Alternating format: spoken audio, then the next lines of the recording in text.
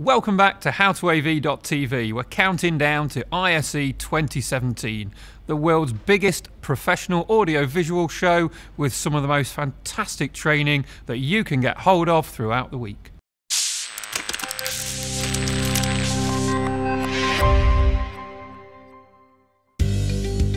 Hey, my name's Tom. I'm a Senior Applications Engineer here at Shure UK. Sure, I've got some great seminars coming up for the ISE 2017 show, and one of those being the challenges of integrating technology for human behaviour and business needs. What's that all about? That seminar is about making sure that the integrators that we sell to understand how different microphones work. For example, traditionally, goosenecks and boundary microphones are usually used in a boardroom, but all of those microphones require a very, very high level of interaction in order to get the best from them. So we can show people how they can use those microphones correctly to get the best use of them.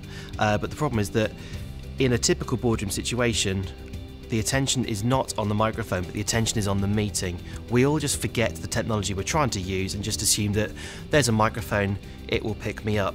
So we're looking at how, firstly, we can try to educate users to make sure they can use those microphones correctly, and secondly, look at alternative methods of audio pickup that follow meeting room behaviour rather than drive meeting room behaviour. And there are a number of audio technologies available on the market that can really improve a system. Tell us about those, Tom. We've just brought out some steerable coverage technology microphones, a boundary microphone that sits on the desk, and also a ceiling array microphone that could be flush mounted into a typical drop ceiling grid.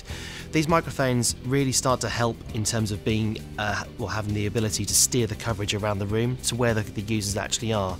Secondly, in particular with the ceiling array microphone, you've now lost the microphones from the table altogether, so putting your ring binder down, you're no longer going to block the microphone. Also, the effects of leaning forward, leaning back and left and right are somewhat negated. Why? Because the distance from the user to the microphone is now increased, so a fractional move of me leaning forward and backwards is much less change for the overall output level. And what can we do with standard audio technology right now to make improvements to an audio system?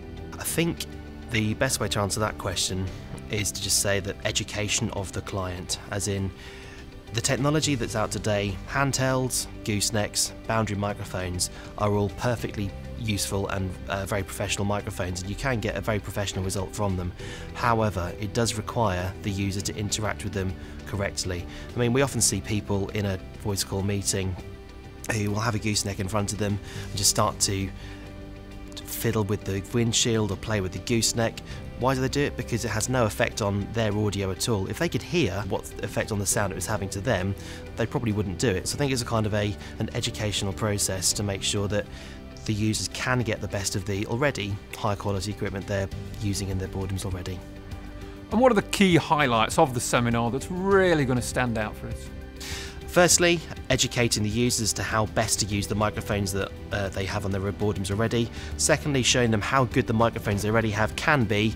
And lastly, making sure they're aware of the new technologies that are available that help to compensate for poor meeting room behaviour. And who's the seminar aimed at? Ideally, integrators and commissioning engineers will be a good start to come down. However, if there are any end users from corporate facilities or those who use video conferencing systems, it'll be a good chance for them to come down and see and witness the effect of poor meeting room behaviour versus microphone technology as well.